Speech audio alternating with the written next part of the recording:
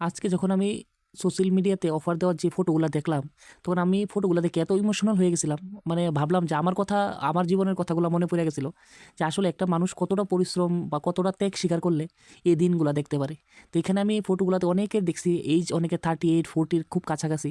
তারা কিভাবে নিজের এত মোটিভেট রাখছে বা নিজের কিভাবে সেই কম্পিটিশনের মধ্যে নিজের কিভাবে দাঁড় করাইছে, সেটা আমি ভাবলে আমি অবাক হয়ে যাই। যে তারা কিভাবে ইম্পসিবলটারে পসিবল করলো বা অসম্ভব জিনিসটা সম্ভব করলো। মানে ভাবলেই অবাক লাগে।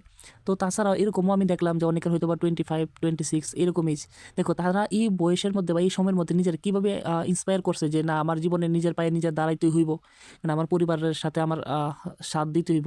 কারণ কি দেখো, প্রত্যেকটা পরিবারের যারা আমাদের গার্ডিয়ান, তাদের কিন্তু একটা স্বপ্ন থাকে যে আমার ছেলে মেয়ে যেন একটা সরকারি চাকরি পায়। এটা সবার একটা প্রায়োরিটি থাকে, ফার্স্ট প্রায়োরিটি।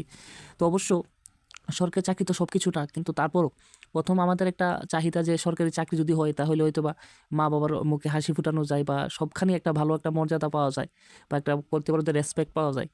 কিন্তু আজকের এই ফটোগুলা দেখা মানে সত্যি, মানে মানুষ যদি কোনো কিছু করার যদি তাগিদ বা ইচ্ছা থাকে বা ক্রীড়া থাকে, তো অসম্ভব বলতে দুনিয়াতে কিছুই নাই।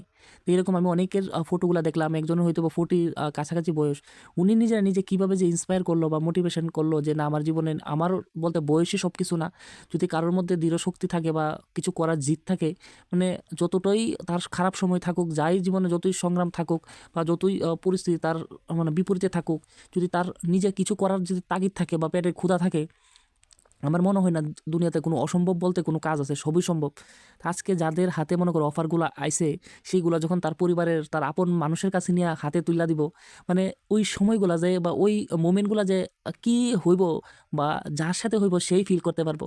কারণ এইগুলা কিন্তু আমরা একটা সময় ফেস করছিলাম। তো অবশ্যই আমি ঠাকুরের কাছে প্রার্থনা করি যেন তোমরা যারা যারা সত্যি মানে মন থেকে এবং